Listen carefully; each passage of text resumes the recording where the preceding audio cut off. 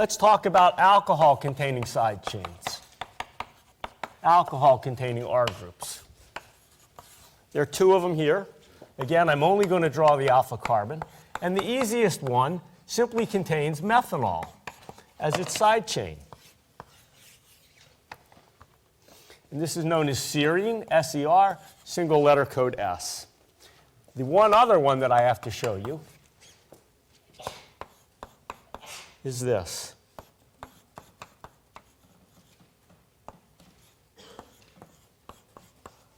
Now I'd like you to notice that serine is a primary alcohol. This amino acid goes by the name threonine, single letter code T, and this is its side chain. And you'll notice that this beta carbon is branched, and it has a methyl group and a hydroxyl group. So, what kind of alcohol is this?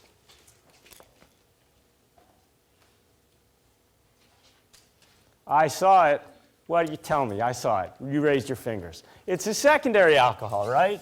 This is a second, if I could write, secondary alcohol. Anything special about this carbon? It's chiral. So again, I have a chiral center here and a chiral center here. Those are the alcohol-containing side chains. There's one more that I'm going to save in just a moment. Sulfur-containing.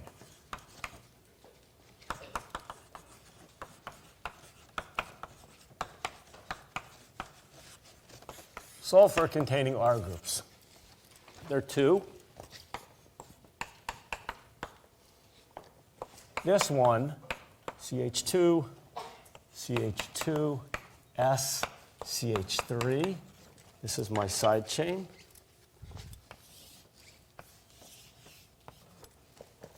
This one is called methionine, MET, single letter code M.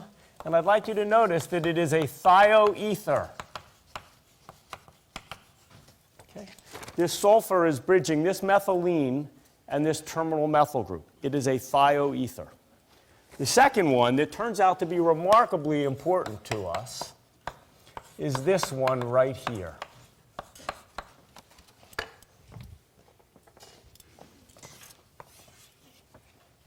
And I say that because this is a methylene group with a thiol, a free thiol, sitting at the end. And this goes by the name cysteine, single letter code C.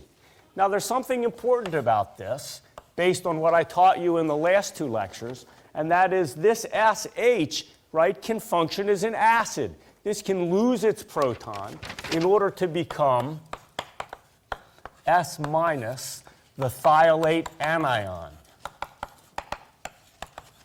And it will do this with a pKa of about 8.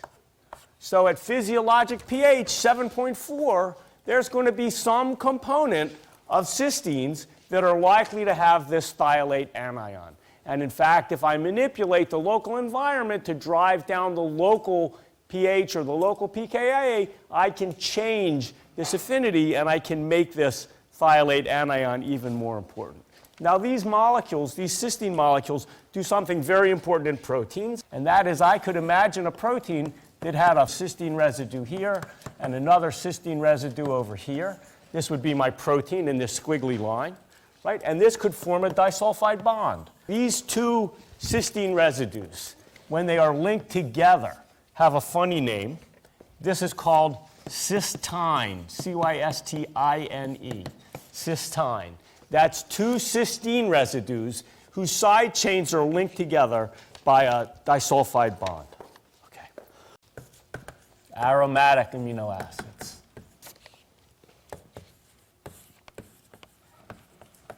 There are three of them that we have to worry about. The easiest one is, of course, just a benzene ring.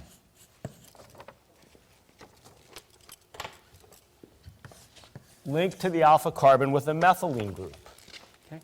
This is called phenylalanine, PHE, and now we're in trouble because we already used the letter P for proline. So what are we going to use here? Well, we'll use the letter F for phenylalanine. Okay? I can make a molecule that looks almost the same.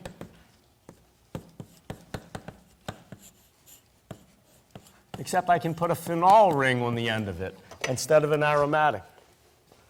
And if I do that,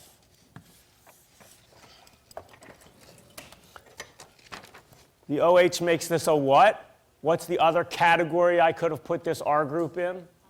Yeah, it could be an alcohol, but I'm not. Its aromatic properties are more important most of the time, okay? And this is referred to as tyrosine, TYR. Now we're in trouble, aren't we? Because we used that T for threonine. So if we're going to use F for phenylalanine, we'll use a Y for tyrosine. Okay. Then I have one more here to show you.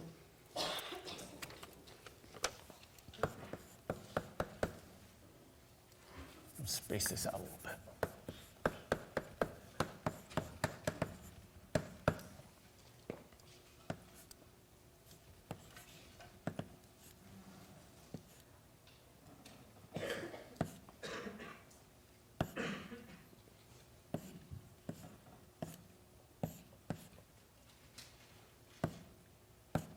Okay. Free electron pair sitting right there. Okay. And if I put this indole ring in here, right, you can see that here's my side chain. I have an indole ring. Okay. And this goes by the name tryptophan. Now, we already used the T for threonine, so we're going to use the letter W, because like Elmer Fudd, we're going to call this tryptophan, okay? So phenylalanine, tyrosine, tryptophan. Okay. Now all of these aromatic residues have delocalized. They all have pi bonds, right? And so they all have delocalized electrons. And because they have pi bonds and delocalized electrons, this means that they will absorb UV light. And we can measure that absorption, of course, by taking, for example, a cube of solution of that amino acid, and I can apply a light with intensity I0, and I can measure the light that's transmitted. And of course, I, the transmitted light, will be less than I0 if this absorbs, as you well know. And this can be described with a famous law of physics known as Beer's law. Sadly, Beer's law has nothing to do with beer. Beer's law says that the absorbance, which is A, is equal to the logarithm of I0 over I, a number greater than 1 because I0 is greater than I. And this we'll define as being equal to epsilon times C times L. And I'm going to define those constants for you now. In that equation, epsilon is the extinction coefficient.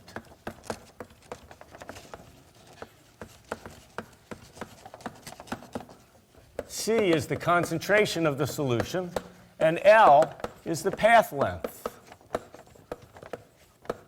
Now in this course, or in any course, I will just remind you what you should naturally do anytime anybody gives you an equation, which is examine it in your mind and think, does it make sense? Well, let's see. It says that the higher the concentration, the greater the absorption. That makes sense. It says the longer the path, the longer the path length, the greater the absorption. That should also make some sense. And it says that there's this thing called the extinction coefficient. And what is that extinction coefficient? Well, that extinction coefficient, of course, is if I measure the absorption as a function of the wavelength, what I'm going to find is some maximum absorption, and the amount of absorption per molecule or mole of that gives me this fundamental property of the extinction coefficient. And if I measure this, for example, for tryptophan, what I get is a curve that looks like this. Let me grab some colored chalk.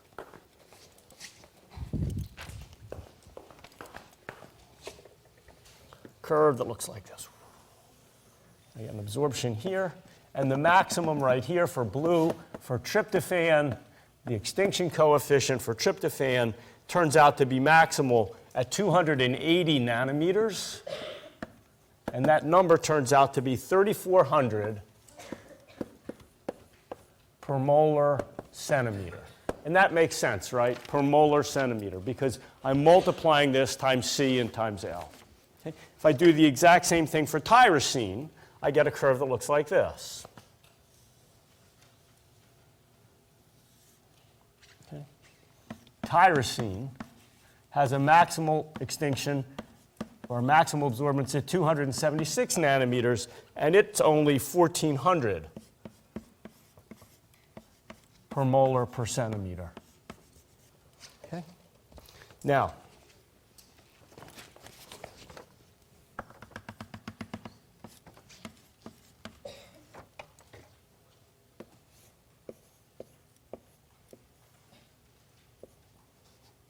all of this is lambda in nanometers.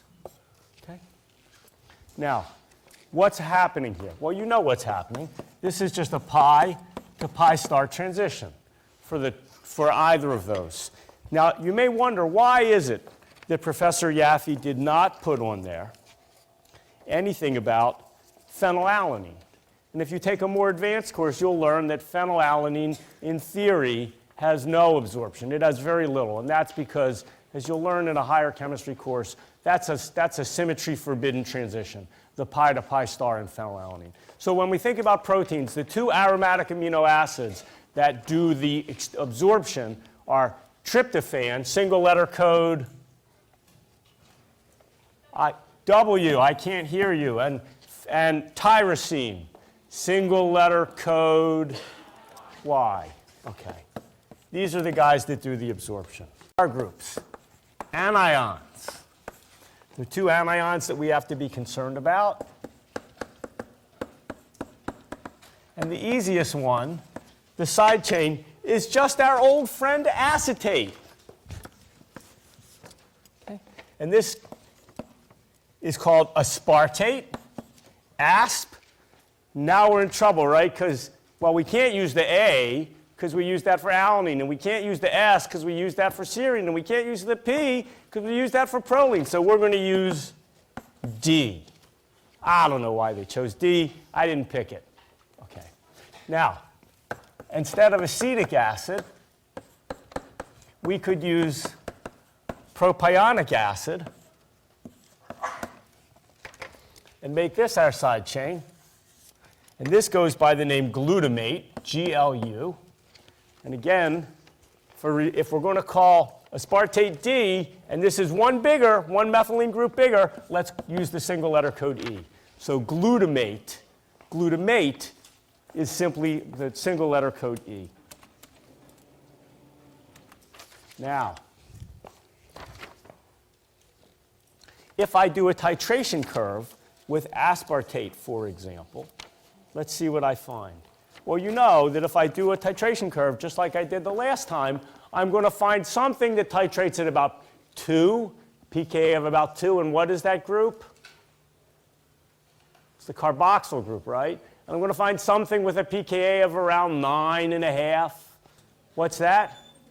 Yeah, the amino group. And now I find a third pKa. What's going on here? That's the pKa of the side chain. Okay? So the pKa for the side chain of aspartate is about 3.6. And the pKa for glutamate side chain is about 4.2. And that sort of makes sense, right? What's easier to protonate? If I start at high pH and start bringing the pH down, is it easier to protonate aspartate or glutamate? Raise your hand if you say aspartate. Raise your hand if you say glutamate. Yeah, remember, the higher the pKa, it means I don't have to push the pH down too low to protonate it. Why is it easier to protonate? It's got two methyl groups, right? Pushing electrons towards that carboxyl. A lot easier for something to protonate that. That carboxyl has an easier time, right? More electron density around it. Amides. They're almost the same as the anions that I've shown you here.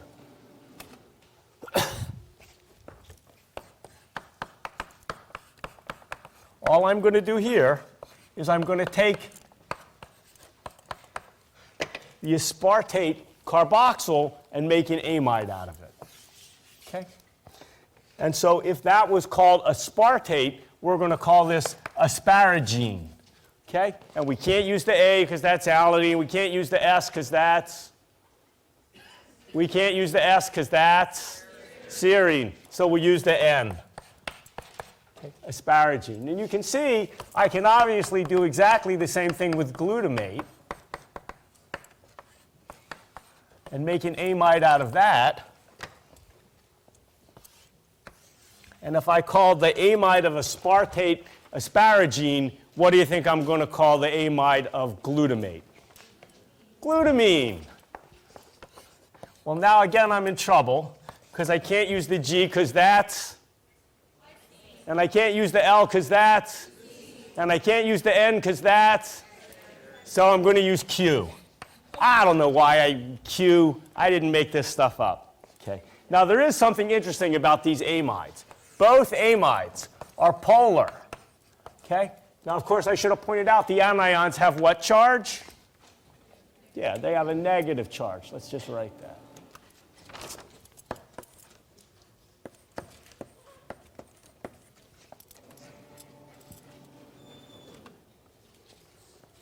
And just as you might have expected,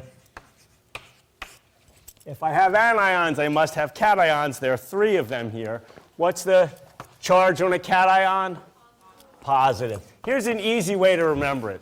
When I wanted to be a biochemist since I was a little kid. When I was in high school, I took a college, my high school had a college-level biochemistry course. We actually used Leninger and Stryer. And I had a teacher, Miss Mazer. And Miss Mazer loved cats. And so for her, cats had a positive affinity. So she taught us that cats were positive. Cations were positive. That's an easy, quick way you can always remember from hereafter that cations are positively charged. Okay, let's draw some of those side chains. So the first one that we're going to draw is this. CH2, CH2, CH2, NHC.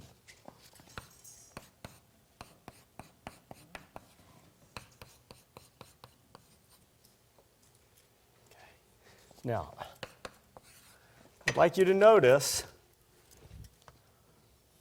this is the side chain.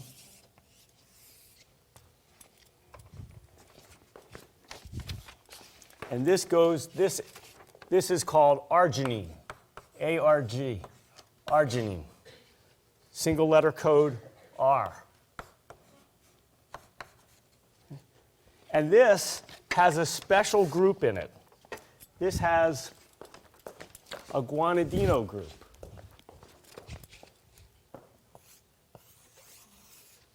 And this guanidino group has a very unique property about it. Okay? If I simply draw the guanidino group, I can draw this guanidino group in several different ways.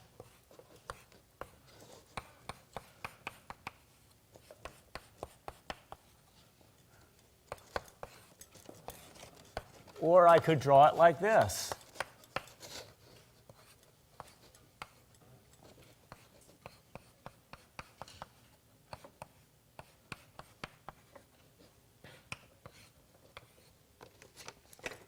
Three different resonance forms, where all I've done is change where the carbon-nitrogen double bond is, from this nitrogen to this nitrogen to this nitrogen.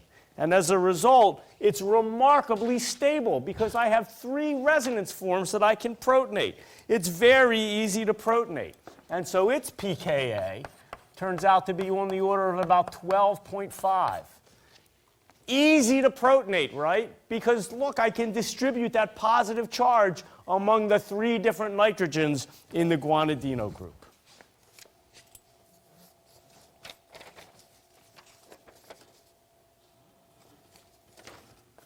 Two others to talk about.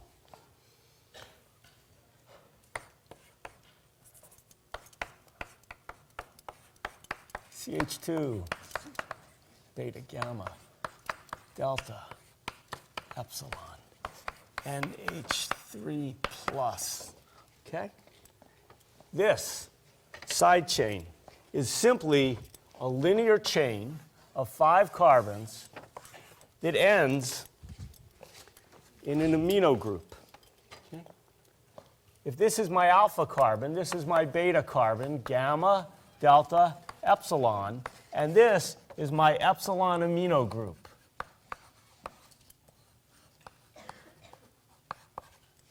This amino acid is called lysine. Okay. Now I'm in trouble again, right? I can't use the L because L is, and I can't use the Y because the Y is, and I can't use the S because the S is, so I'm going to give it the letter K. Again, I don't know why. I didn't make it up. Last one. Side chain looks like this.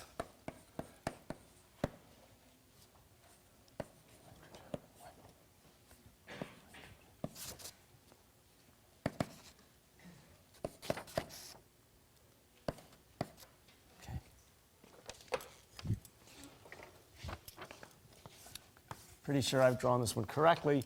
This is histidine, goes by single letter code H, and it has an imidazole ring as the main component of its side chain, linked by this methylene bridge. Now I can draw this in the protonated form in two different ways. I can draw the protonated imidazole like this.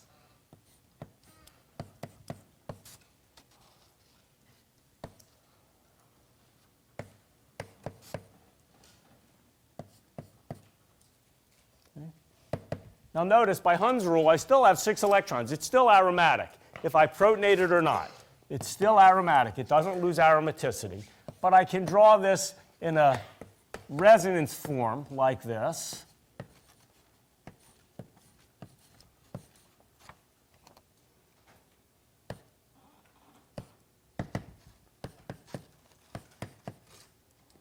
Okay. And so I have two forms. This is a proton. I have two forms in which I can draw this in the protonated state by distributing where I put that positive charge, either on this nitrogen or on this nitrogen. And as a result, it's pretty easy to protonate. Remember, in the protonated state, I do not lose the aromaticity. And if I take a look here at what I get when I do the titration, what I find is this has a pKa of about 6.1. And that means that at physiological pH 7.4, right, most of it will be unprotonated because the pH is above the pKa, but some of it may be protonated. And in fact, if I change the local environment to change the pKa, I can convert this from its acid form to its base form. And we will see an example of that shortly. And if I go through and show you the data, this is the titration curve. This low pKa group, what am I protonating here? What am I protonating here? The carboxyl group. And up around 9.5, what am I protonating? The amino group. And here it's 6. That's that imidazole ring. Okay.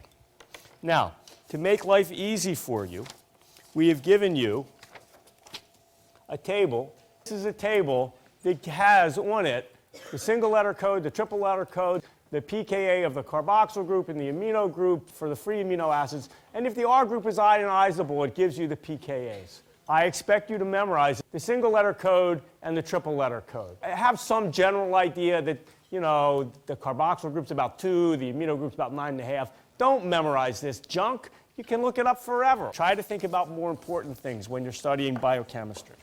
Some proteins can contain modified amino acids. There are many modifications. I'm only going to remind you of a few. Okay. Now, of course, the proteins that are encoded in your body are all made with natural amino acids, nothing modified. But they can subsequently be modified. And an example of modification, for instance, is phosphorylation.